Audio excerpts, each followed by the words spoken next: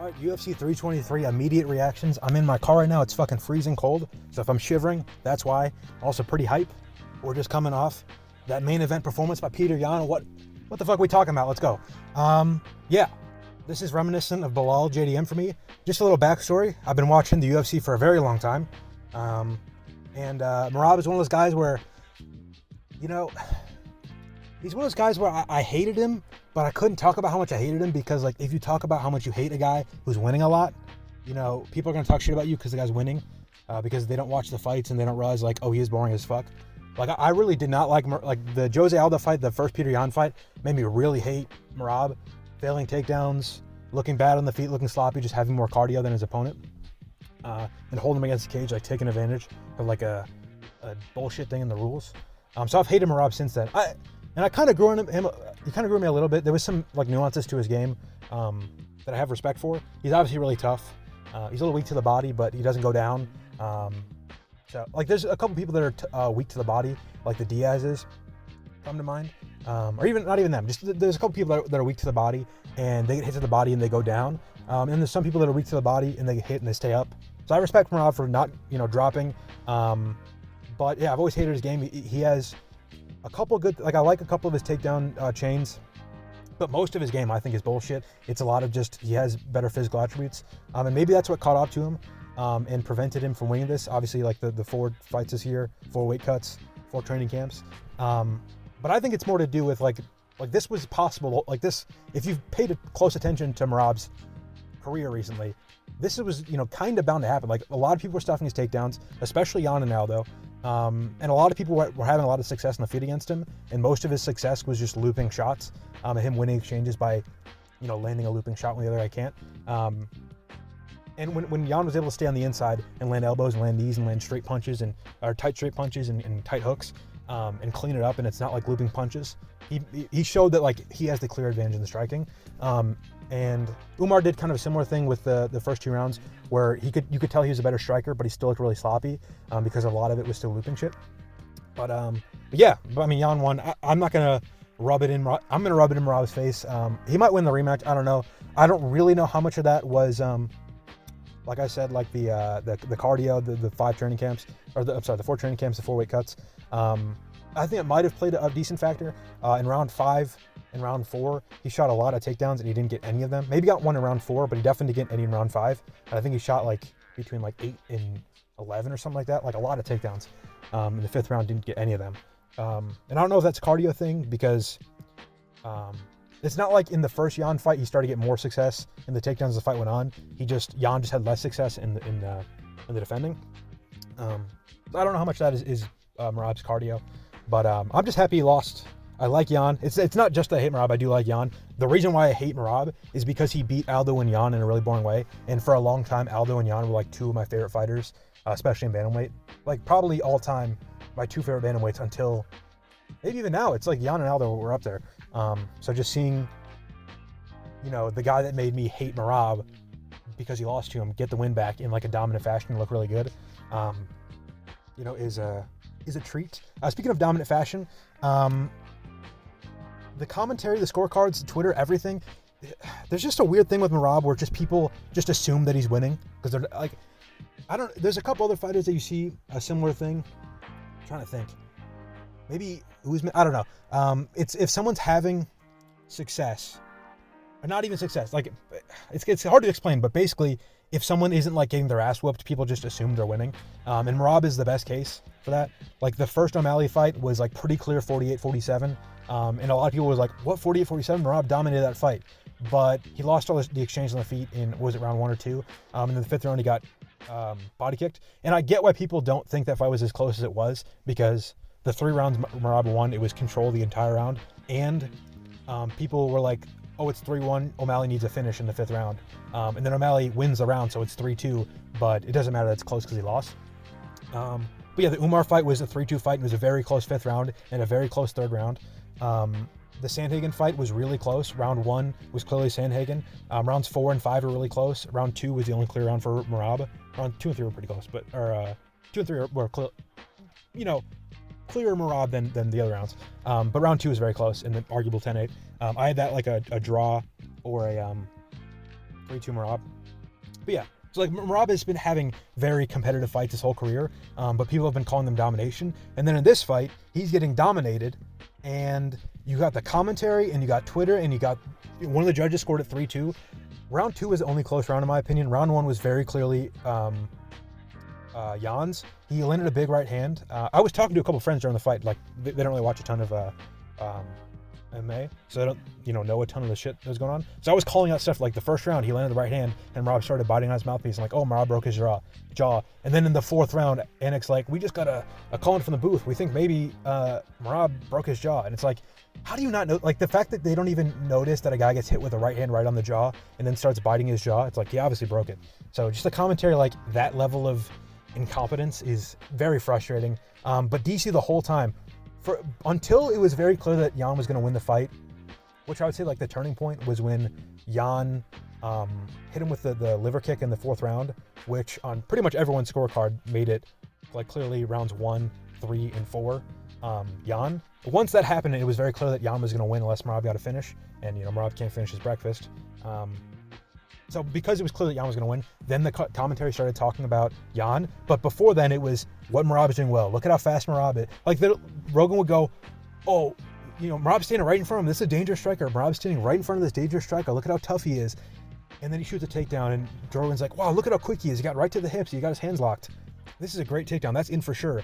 And then Jan would just not get taken. He wouldn't even like get an underhook. He would just like punch Merab in the head, and Merab would lose a takedown. And Joe Rogan's like, wow, really good toughness by Merab to show him like keep shooting for these takedowns. It's like, bro, he didn't do anything good there at all. Like if you're judging the fight, you're watching the fight to judge it. Everything that happened in that exchange was good for Jan, and they're only complimenting Merab. It's ridiculous. And I think it might play into scoring. I heard some time ago that the judges can hear the commentary, but I've heard the opposite. I've heard like back and forth. So I don't know how true that is. I would hope they can't. You should be able to hear the fight decently well if you're in the judges booth, 6 feet from the octagon. But if they're wearing headphones, I don't know. The crowd's loud, whatever. I think that definitely could play into some swaying of the scorecards, especially that 3-2. Because like I said, once Jan hurt Merab in round 4 and, Merab did nothing back, it was very clear that Merab had won rounds 1, 3, and 4.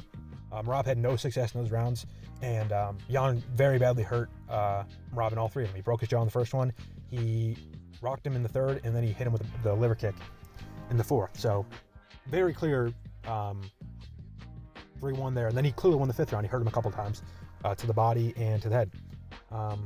So one of the judges gave one of those rounds to Merab, which is just absurd. I'm going to check Twitter right now, see if I can find it. But yeah, I mean, I'm not going to find it. But yeah, great fight. That was a really good fight regardless. Like Merab did tough it out. He landed some decent strikes here and there. The scramble in the 2nd round was really good. That's why I gave the 2nd round maybe to Merab. I still had it 5-0, but I thought there was a decent case for Merab in the 2nd. It was pretty even on the strikes. There was no big, like, clear, round-winning strikes from Jan. And Merab looked good in the grappling. So close round. You can give that to Merab. I'm not that mad at it. But yeah, that's the main event. Anything else you want to say on that? I took notes for the other fights, but I didn't take notes for this one. I'm just trying to see if there's anything else, or if I can find the scorecard on Twitter. I don't think I can. Whatever. Great fight from Jan. He's back. I don't know what's next for him. Probably Umar, or maybe the immediate rematch. Maybe that's why they were calling the fight so close. So people were like, oh, that wasn't a domination, give him a rematch. I don't know. It reminds me of like the JDM Bilal fight. Like that fight was clearly 4-1 for JDM, or 5. Like there was 2 close rounds, but both of them leaned, in my opinion, pretty clear to JDM. And was it 2 judge or 1 judge gave it 48-47, and then a couple people on Twitter and media members were scoring it for Bilal. Absurd. Because I don't care about the results anymore, because I know that Jan won, I'm interested to go see the scorecards and just see how dumb people sound. But hopefully, if I don't hate Merab enough that I want him to go on like a losing streak or something, but maybe if he does, that will inspire people to look back at his career and be like, wait a minute, the O'Malley fight was 48-47. The Aldo fight, he landed 0 takedowns and didn't land any significant strikes in most exchanges. The Umar fight was really, really close, and it honestly could have gone either way, and it was much closer than, whatever. Yeah, maybe that'll happen with Rob's career. I'm glad that he's not holding the belt anymore. He's active, which is fine. His fights honestly haven't been that. Like the Sandhagen fight was a good fight. The Umar fight was a decent fight. I think it was pretty overrated. I think both of them looked. It was two fighters that I know have the ability to look good, looking like shit, which is exciting. I don't know. I mean, like Gastelum Adesanya was fun. It was kind of similar in that way, and like Jones Gustafsson. I guess they look good. I don't know. That's my opinion on the main event. I'll probably talk about it more in the future. But on to the co-main event, most devastating thing ever. Thank God the main event went this way because this really could have been a sour night for me.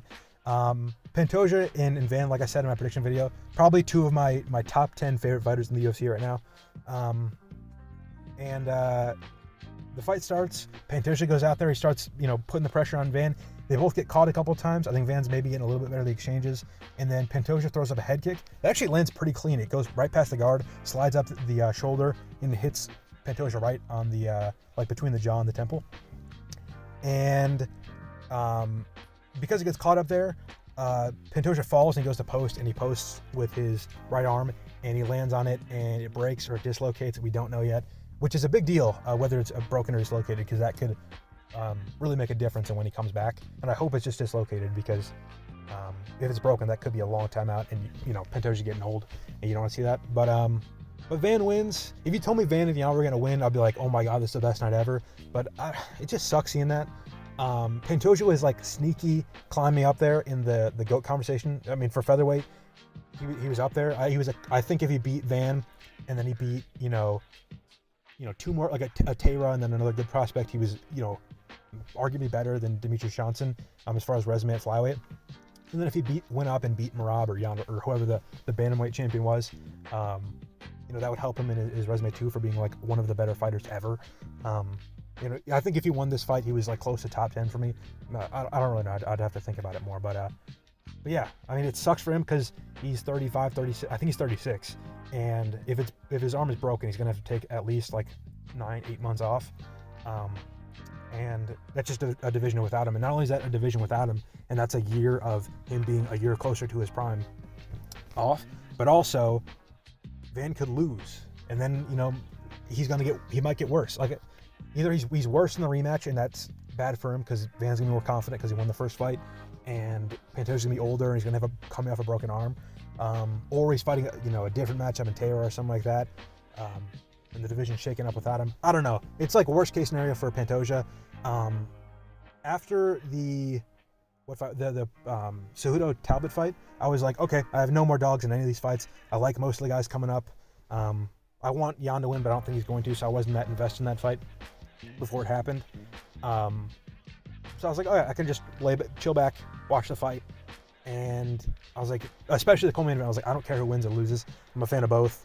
As long as one of them is the champion, I'll be happy. And then that happens, like, okay, never mind, I was wrong. There is a result that can happen where I'm not happy. It was like that or a robbery, I was gonna be pissed. But yeah, that's the co-main event. It really sucks. Yeah, I'll quickly go through the rest of the card. We've got Moreno, Tara. Interesting stoppage. There's a couple weird ref moments, which I'll get to later. But yeah, I don't know. The first round was weird to score. Honestly, I'll be honest, I don't know enough about the scoring criteria to tell you who wins that, because Tara had top position the whole time, and he landed more strikes, and he was doing better on the feet before the grappling, and he got a takedown.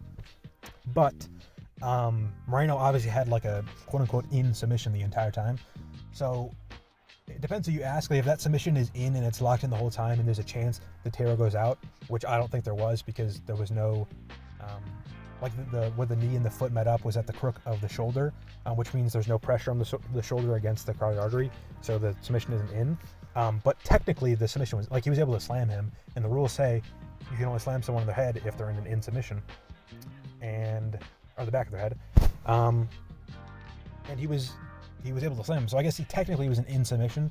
But is that, what's the effective grappling? Is that effective submission attempts? Depends who you ask. So that the first round was weird to score, but the second round, Tara, they're back and forth on the feet. Tara gets a takedown, I think. I don't even really remember. There's so much shit has happened since then. But he gets gets mount, and then he rolls into back control, and he starts landing some big punches on Moreno. He lands about 8, and then the ref calls for the fight. And the stoppage is weird. I don't think it was that early. I think, like, if I were the ref, like 1 or 2 more of those strikes, if they were big and wound up, I would have stopped it. But it was definitely, could have been stopped later for sure. It was earlier than it was late, undoubtedly. Moreno was still moving. He was still conscious. I don't even think he was rocked. I think he was just kind of trapped. And the only little grace I'll give Mark Smith, the ref, is that Moreno, when he was shifting, trying to get up, and then when he got hit by that last punch right before he went in to stop it, so the second last punch, Moreno kicked his legs out like he went stiff, like he went out cold, and then he stopped covering his head. So it looked like he went out, and he stopped working to try to get out. So it looked like he kind of gave up. So I don't hate the stoppage as much as other people do. I still wish it went on a little bit longer. I think that, there's probably like a 95% chance Taylor gets a stoppage there anyways. Whether that's a choker or more punches or whatever. But I wish that went on a little bit longer. I think Moreno definitely, throughout his career, has earned an opportunity to earn his way back in that fight. But Taylor against Van, if it's a broken arm, that's a good fight. That's a fight I've been looking forward to since forever ago. I remember Van got booked against Tyur Ulanbekov, and then that fight fell through, and then Taylor had a fight fall through at the exact same time. And I was like, oh, they can make Van versus Taylor. But Taylor was a little bit farther up in the rankings, and I think he got Alex Perez instead, and Van got someone else. I don't remember. So, yeah, good performance by Taylor. First round was weird to score, but he's going to win the second round probably in all likelihood. And then the third round, I don't know. So I got that pick wrong. Actually, I got the last 3 wrong. The Van Pantoja fights, interesting story. But yeah, Jan and Taylor, I picked against them. They both won pretty impressively. So there's that. Then there's Talbot Cejudo. Great performance by Talbot. A lot of what I said came true. A lot of stuff up the middle. Cejudo was a lot more aggressive than I thought he'd be. I thought it'd be a lot more kicking from Talbot. But Cejudo actually landed a lot of good leg kicks. And Talbot stands tall, but he doesn't stand super long. So I was surprised that was there for him. But Cejudo's really fast, like springy. So that worked for him. And but as soon as Talbot switched stances, Cejudo had nothing for him. The leg kick wasn't there. And then, a lot of the stuff that he was throwing, it was farther away in opposite stance than in close stance. So he looked kind of clueless from there. The takedowns, Cejudo struggled to take down Talbot early. Then Talbot, before Cejudo landed any, he landed 2 takedowns. He landed an outside trip, and I think he landed a double leg or something. I don't remember what the other takedown was. But he did the Flight Reacts tongue laugh after the first takedown, which is, Talbot's always good for a couple good clips per fight. Yeah, good fight. Really good fight, actually. There's a lot of great fights on this card. A lot of what I said was going to happen happened. I thought, like I said, Cejudo, I thought he'd get hit a lot, but I didn't think he'd get finished. I thought he'd get hit clean a lot by knees and straight punches, which is what happened. We've never seen him get finished. He got rocked really, really badly in the second round by a right hook. It hit him, and it didn't look like it landed that clean, and then he did a backflip almost because he slipped so hard. So I guess he was just rocked really bad, but through that scramble, he ended up on top, and that was probably one of his better moments of the fight was his top control. But he got dominated for the rest of the second round. Some people are saying 10-8. I don't know. I feel like Cejudo landed a couple good punches in exchanges, and he got takedowns throughout the round. Or he had top control at least. I don't remember if he got. I think he got a takedown at the end, but he definitely had top control. So I don't know if I'd give him that 10-8. Speaking of giving 10-8s, we've got Jan Blachowicz versus Bogdan Guskov. Good fight. A lot of what I said was gonna happen too. I knew it was gonna be an outside striking match. I knew Guskov would have the speed and power advantage, but I thought that Jan Blachowicz would really use the jab, the left hook, and the outside low kicks, and all of them he used super well. Guskov with the straight right hand, I didn't think that'd be there. I thought Jan would keep him in check with a check lead hook, but he wasn't able to. And Guskov landed a couple good straight right hands. In the second round, he dropped him really bad with one, and then got on top and landed good ground and pound for about 3.5 minutes. And it's light heavyweight, so I don't think that's a bad 10-8. I don't mind that being a 10-8. I'm not going to disagree with any judges that give it a 10-8, but I'm not going to disagree with any judges that give that a 10-9 and give Blachowicz the fight. The third round was pretty close, but I don't think it was that close. I think Blachowicz was pretty clearly winning. Guskov won the first minute and a half, but Blachowicz, I think, landed better in the rest of the round. And Joe Rogan was like, this is clearly a Guskov round. I'm sorry, I'm going to keep talking about how bad the commentary was, because it was horrible. I feel like I understated how bad it was in the main event. I tweeted out, if you, in the fourth round, I was like, at the end, I was like, if you're watching with just the commentary, you would think Merab is up 4-0 with 2 close rounds for Jan. But Jan was up 4-0 and there was 1 close round for Merab. Commentary horrible all night. I was watching unmuted because my friends wanted to listen to it, and I was allegedly streaming the fight to my friends legally. Actually, they were in the same room as me, and I was whatever. But yeah, they wouldn't hear the fight, so I played the audio, and I just could. If you ask them who my least favorite person in the world right now, they would say it's either Marab or Daniel Cormier, and maybe Joe Rogan. But yeah.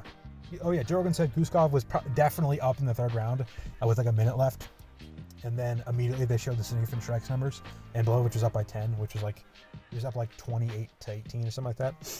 And then it's close, and they go back and forth, and maybe Guskov has a little bit better the last minute, but then with about 10 seconds left, Blachowicz is like, fuck, I might need to finish. So he goes in, and he throws a combination, and I thought it was a headbutt or like a slip or something, but he landed like a really short straight right hand right on the jaw of Guskov and dropped him, and that gave him the round. Super clearly, like no bullshit. So rounds 1 and 3 pretty clearly Blachowicz, and round 2 very clearly Guskov, and with a 10-8, depending on who you ask. And then we've got Emmanuel Torres versus Grant Dawson. Like I said, like I knew either Grant Dawson or Chris Duncan was going to lose. Because, yeah, Grant Dawson's just so chinny. Like, Emmanuel Torres was whiffing like crazy. He didn't land anything significant. He landed like a couple jabs before the finish. But he lands there was like a wild combination, like overhand right, left hook that misses, right hook that lands on the shoulder, and then he throws like a really short, not a ton of power left hook. It looked to me like he was trying to find his spacing with that more than like land any damage. But it just put Grant Dawson out cold. He wakes up when he hits the ground, takes a couple ground and pound, it's over. Emmanuel Torres looks really good. Takedown defense looked really good. He was able to sprawl super quickly, get out of the way of the takedowns, and now he's ranked. So that's Emmanuel Torres in the rankings, looking for a ranked opponent. And I don't know who's next. There's a couple fight announcements we'll talk about in a bit. But yeah, a couple lightweights got matchups, a couple weird matchups. But I don't know, maybe a Gamrot or something like that. I don't know. I'll have to think about that. But yeah, Emmanuel Torres in the rankings now. And then lightweight, we got Chris Duncan versus Terrence McKinney. Yeah. This is exactly what I thought was going to happen. McKinney starts off super fast, rocks the shit out of Duncan, way more than I thought he would. I didn't realize Duncan would get caught that often. It reminded me a lot of the fight he had in the Contender Series against that guy I can never remember the name of that fought Trevor Peek.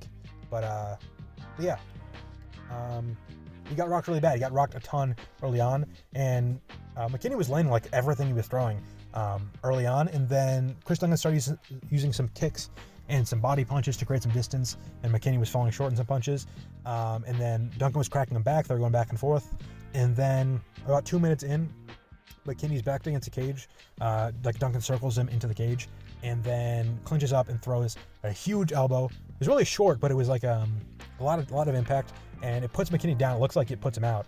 And then McKinney starts to wrestle up, and Duncan throws like 1,000 ground and pound shots. And I'm like, oh my God, is Duncan going to be the one to gas out in the first? And then McKinney looks really badly hurt, and Duncan goes for an arm and guillotine, switches it to the Anaconda, and gets the submission. So great performance by him. He's right outside the rankings too. I could see him fighting Nazim Sadikov, someone like that. I don't know. He's had a lot of good fights recently. This fight made me think he was a little bit worse than I thought he was. He looked really, really slow. I knew I said he was going to be slow, but McKinney's really fast for lightweight. I just didn't think he'd be that slow and that vulnerable. So if he fights a really dangerous guy like, Hooker or I guess Hooker's not that dangerous, but like Gaethje or Pimblett or something like that, that's got good pop and is really fast, I'd be worried about him. I don't think, the sky's the ceiling for his potential, but I could see him beating a couple guys. Yeah. Next fight down the card, we got Maycee Barber versus Karine Silva. This was a really shitty fight. Everyone knew it was going to be because it's a women's MMA fight on a card that's supposed to be good. First round, I thought Karine Silva pretty clearly won. She had back control for most of the round. Maycee Barber landed a couple of shots at the end, and I was like, how many dumbasses are going to say that's a 10-8 for Karine Silva? And I look at Twitter, and everyone's like, Maycee Barber, clear round. I'm like, oh my God, are you guys blind? And then round 2, it's like the opposite. Maycee Barber has back control the whole time. And then at the other round, she falls off back control and gets put in a mounted triangle for the last 5 seconds, and Karine Silva lands a couple ground and pound shots. But in that round, Karine Silva is on, or Maycee Barber is like wrestling on top of Karine Silva, and Maycee Barber gets illegally upkicked in the face, in the jaw, by Karine Silva, and gets rocked. I think everyone thought it was a leg injury at first, and I was like, oh fuck, Maycee Barber screwed. But no, she got like really badly rocked by that upkick, which makes me worried about her chin, especially because she just had a seizure like a couple months ago. But yeah, Karine Silva lands a really bad illegal upkick. Mark Smith says it was a glancing shot. I think he was just trying to keep Karine Silva calm. a lot of people are giving him shit for that. Again, Mark Smith, I give him a benefit of the doubt because he's one of the better refs. He's had some bad moments, but I think all the refs have. So I think that's dumb. He shouldn't have said that. But he watched the replay. He got the guy to watch the replay and tell him, like, no, that was a legit shot. She was rocked from it. He didn't take a point, though, which is dumb. Definitely should have taken a point. If someone rocks you with an illegal strike, it should be a guaranteed point deduction. And then people were like, oh, they took position away from Macy Barber, but she wasn't on top. Like, maybe she was. I don't know. I'd have to go rewatch it, but I'm pretty sure Macy Barber was breaking from her guard and then got kicked. I don't know. She got position back. She took her down. She got her back, won the round. And then round 3, it was, I don't really remember. It was pretty close. Not a ton happened. Macy Barber spent a lot of the round on top, but she was in like sort of a TP position. I'd have to look up what the position's called, but it was like she was in a triangle. Like, Queen Silva had her legs like almost in a figure 4, but Macy Barber, both of her arms were in the triangle, and one of Queen Silva's arms was holding her leg. So it wasn't like an in triangle. It was like a TP or some shit like that. There's a name for it, I'm sure. I just can't think of it right now. But I thought that might have been Queen Silva's round, and I thought round 1 was clearly hers. So I scored it 29-28 for Queen Silva, barely. Like I didn't think she dominated 1 and 3, but I thought she clearly won 1. In round 3, she won because she was winning on the feet, and then she was in like a pseudo submission attempt for the whole round. And Macy Barber did nothing. She landed 0 strikes on the ground. And then one of the judges scored a 30-27 for Macy Barber, and no one called it a robbery or a bad scorecard. So maybe I'm wrong. I don't know. I have to rewatch it. I'm not going to, but if I cared about the scoring, I would. And then we got Freziem versus Nazim Sadikov. Another really good, or not a good fight actually. It was good on paper. But Freziem, first round, takes him down, gets back control the whole round, similar to the first round of Korean Silva versus Macy Barber. Second round, a lot of tit for tat stuff on the feet. Nazim Sadikov afraid to exchange because he doesn't want to get taken down again. And then he finds himself backed up against the cage for the last couple minutes, and a lot of work in the clinch from Ziem. Pitter bet shit, like knees to the thigh from the back, knees to the body, punches to the whatever, like nothing really that significant.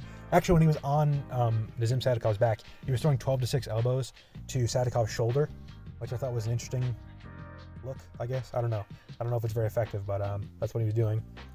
And then Ziem at the end of the second round, Sadikov is standing up from being, like Merab taken down, where he gets taken down to like a hand and a knee, but it's not a real takedown. And then he starts to stand up, and Freziem throws a overhead elbow and lands right on the temple. Rocks Sadikov really bad. He falls to a knee, and then he lands another elbow right to the back of the ear, and it puts Sadikov down bad. And Sadikov covers up, and for the next 5 seconds, Ziem throws a bunch of really big ground and pound shots, and the round ends. Herzog steps in. He tells Ziem to back up, and then he waves out the fight. And it's very reminiscent. It's not as bad as the what do you call it? The Kyle Nelson Drew Dober fight. It's not as bad as the David Martinez Rob Font fight. The Nelson fight was stopped 3 seconds early, and the Martinez fight was literally stopped 10 seconds after the bell rang. But yeah, I mean, if you're gonna stop it at the bell, then the fight's not over. Like it makes me think that Herzog saw Ziem get up and celebrate, and is like, oh fuck, he thinks he won. I can't let him think he lost. Just because of, like, the same with the Magny versus Jake Matthews thing. That's actually the best comparison, because Mergliotta stopped that fight because he thought Magny went out, and then he realized he wasn't out, and he was like, okay, no, I just call off the round. And then Magny went on to win. And this is like the opposite. Like, Herzog stopped the round because he thought the round was over, and then he's like, oh shit, Ziem thought he won. I'm gonna call off the fight. I don't know. I hate that stoppage. It's not exactly Herzog's fault. It's a weird thing. It's like, in my opinion, if it makes it end around, put a box around Sadikov, make him stand up on his own, and if he can't stand up on his own in the next 10 seconds or whatever, then wave off the fight. But if you're gonna make it go to the end of the round, give him that chance at least. Don't let him take this damage because it's so close to the end of the round, and then call it off anyways. I don't know. I just think it's dumb. Ziem looks really good. I'm glad I switched my pick to him. He's going to do great things in the rankings at lightweight. Maybe do him versus Manuel Torres. That'd be a fucking banger. I think both these guys deserve a guy coming off a loss, though, just because they both got really tough matchups and looked really good in them. Yeah, great shit from Ziem. Bruno Ferreira beat Marvin Vettori. Wasn't a great fight. Both of them landed decent shots. Vettori's chin looked really good. Ferreira was landing some good shit, but it didn't really rock him at all. Jalen Turner looked amazing against Edson Barboza. That was a great fight. Edson Barboza started off looking really fast, slipping to the inside, throwing the body hooks, shit like that, doing the usual Barboza looks, the switch kick to the body, shit like that. And Jalen Turner he fought a really, really good fight, which was shocking for him being, allegedly retired. But I don't think Barboza looked bad. I think Turner looked really good. He fought Barboza and dominated him in a way that hasn't happened since like the Chikadze fight. And even then, this was more impressive. It was in under half a round. And what he did that I liked the most was Barboza would throw a kick, and instead of being like most people that get kicked by Barboza and like being like, oh fuck, that hurt, and me back up. As soon as Edson Barboza landed the kick, Jalen Turner would come in with a combination, and he would land 2 punches before Barboza got his foot back to position, which I thought was really smart. He dropped Barboza bad, landed some ground and pound. Barboza got up, and then Barboza was just like rolling against the cage, trying to survive, and Jalen Turner landed the combination. The ref stepped in, and Barboza fell over. It was a great stoppage by the ref. Great performance by Jalen Turner. He's back. He had a great post-fight speech. He's not the most well-spoken guy, but it was inspirational. But the commentary were acting like he died. Like he didn't. He just got choked out and then retired, and then was like, "Oh fuck, I shouldn't have retired." Like maybe something happened to him, but he didn't bring up. I think he might have, because he got pretty emotional. I think he might have brought something up if something did happen, but maybe he did. I don't know. But he took a 9-month layoff. They were like, "We're glad to have you back in the UFC." I'm like looking at like Ibo Aslan has been out for longer than Jalen Turner. Antonio Tricoli's been out for longer. Mayron Santos has been out for, like, a ton of guys have been out for longer than Jalen Turner, and they're acting like whatever. They're acting like he was out for forever, like he retired and then came back 5 years later, like if Ngannou came back or something. I'm dumb. Rest of the card, we got Ivo Barniewski versus Ibo Aslan. One of the best fights of the year, not even joking. If you haven't watched this fight, go watch it. It's 90 seconds long. It's fight of the year contender, no doubt. I think 3 knockdowns from each guys. Literally both went out there, started throwing big shit only. The fight was 90 seconds long. After the fight, there was like 4 minutes of break, and then Barniewski got on the mic, and he was still super gassed out. Like, that's how hard they were swinging. Great fight. I don't like Ivo Aslan. I've been a hater of him for a lot of his career, but respect to him for going out there and going, like, he just had that really shitty fight against Alicana, and he's like, fuck it, I'm going out there. I'm not doing the same thing. I'm having a good performance. And he looked really good. Or he didn't look really good. He looked really bad. But good on him for going out there and having an impressive, entertaining performance. Even if it ends in him getting knocked out, just because he had a shit fight in his last fight. And then Barniewski, takes 2 to tango. He did the same thing. They both stood in the pocket the whole time, throwing big shit. And both of them, there was multiple times where each fighter, I was like, oh, it's over. And that's what the sign of a great fight to me. Like, for me, my favorite fight ever is Prohaska versus Teixeira, because when you watched it live, you had no idea who was going to win the entire time, and every single minute there was a moment where you're like, oh, this guy's going to win. No, this guy's going to win, or it's over. Oh shit, it's back. So that's what makes a good fight, and there was 5 of those moments in this 90-second fight. So great fight. Go watch it if you haven't. If there's one fight you gotta watch, I would say watch the main event, watch this fight, watch Barboza Turner. Those are the best fights. And then we had Mansour Abdul-Malik beat Antonio Tricoli. Tricoli looked faster on the feet than he used to. I think he might be on the sauce. He definitely looked a little bit more like jacked than he did before. But he got taken down right away. And then he tried to fight his way up and got caught in the guillotine and tapped right away. Very similar to the Tresean Gore fight. He looked like shit. Abdul-Malik looked good. But I like that Abdul-Malik looked aggressive early on with the striking, because he didn't in his last fight. So maybe he was like, Antonio Tricoli's fucking horrible. This guy's not going to chin me. But maybe he was just like, I need to be aggressive. That's my way to win. And that's what he did, and he won. So I hope that version of him is back in his next fight. And then the first fight, we had Mayron Santos versus Naimov. Close fight. I had Santos up 2-0. And then he just 1-2 knocks out Naimov at the beginning of the 3rd round. So those are the fights. Let me know if you have any comments you want to share about those. I had a couple miscellaneous comments about the event. Like I said, with the reffing, I think I brought everything up. Oh, Naimov had headbutt in the first, I think it was the first round. He headbutted Mayron Santos to get in the clinch. Mayron Santos was like, hey, this guy headbutted me, which I think more people should do, because the ref's going to think you're talking about eye poke and stop the fight, because they fucking never stop the fight for headbutts. So just point your head like, hey, he headbutted me. They stopped the fight. They gave Naimov a hard warning, which means they gave him a 90-second break, and then they gave him his clinch position back, which he only got by doing a headbutt. Bewildering. Terrible, dumb move. That was Jason Herzog back in his first fight back in a month, making his presence known. I used to like Herzog, but man, he's had some iffy decisions recently. yeah, that's the card. During the card, they announced a couple fights, so I'll go through those. Strickland Hernandez, that's a good fight. It's a main event, 5 rounds. Don't know who I'm going to pick, which is a sign of a pretty good fight. It's a main event of UFC Houston. So that'll be good. I'm excited for that. Hooker versus Saint Denis, that'll be good. I'm surprised Hooker's making such a quick turnaround because he got beat the fuck up in his last fight. But trying to get back in the win column, I get it. He's been on a winning streak for a couple, since the Turner fight, and that was 2 years ago. So makes sense. Tuivasa Teixeira. Tuivasa's back, and he's fighting Taliesin Teixeira. That's a dangerous fight. Teixeira's really dangerous. Tuivasa has looked worse and worse in every ensuing fight, so I'm a bit worried about him. But he's a decent chance. Teixeira's not that good. Jimmy Crute versus Dustin Jacoby.